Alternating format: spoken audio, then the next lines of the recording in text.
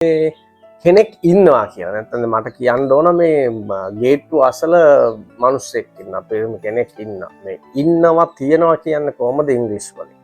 මෙතනදී අපි යූස් කරන මේ දෙයා කියන පැටර්න් එක මේ දෙයා එක්ක ඊස් හරි ආහරි යූස් කරනවා අර අපි යොදා ගන්න නවුන් එකේ ස්වරූපය අනුව. ඒ කියන්නේ අපි බහුවචන නවුන් එකක් යූස් කරනවා නම් නාමපදයක් යූස් කරනවා නම් අපි ආ යූස් කරනවා. සිංගියුලර් එකක් යූස් කරනවා නම් ඊස් යොදා ගන්න. එතකොට දැන් අපි අර පළවෙනි උදාහරණයට ගියොත් එහෙම මේ there's a man at the gate. There's a man at the gate. එතකොට ගේට්ටුව අසල මිනිස්සෙක් ඉන්නවා කියලා කියන්න පුළුවන්. There's a man at the gate. එතකොට ගේට්ටුව අසල බල්ලෝ දෙන්නෙක් ඉන්නවා. How can we say? There are two dogs at the gate. There are two dogs at the gate.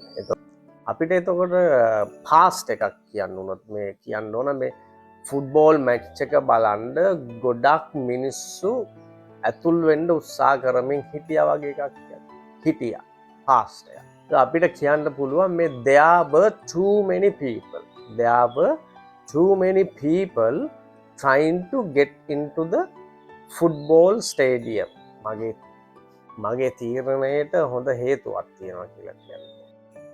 There's a very good reason for my decision. So මේ තියනවා ඉන්නවා හිටියා වගේ කියන්න අපිට මේ there is there are ගන්න පුළුවන් present එකේ there was or there were ගන්න පුළුවන් past එකේ. ඒ වගේ ඉඳීවි කියන අනාගත අදහසක් එකතු කරන්නත් අපිට මේ there එක්ක will be කියන verb එක යොදා ගන්න පුළුවන් be form එකේ. එතකොට there will be.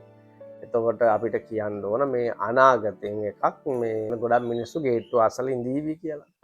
There will be many people at the gate. There will be many people at the gate. So I hope you could learn something from this short video.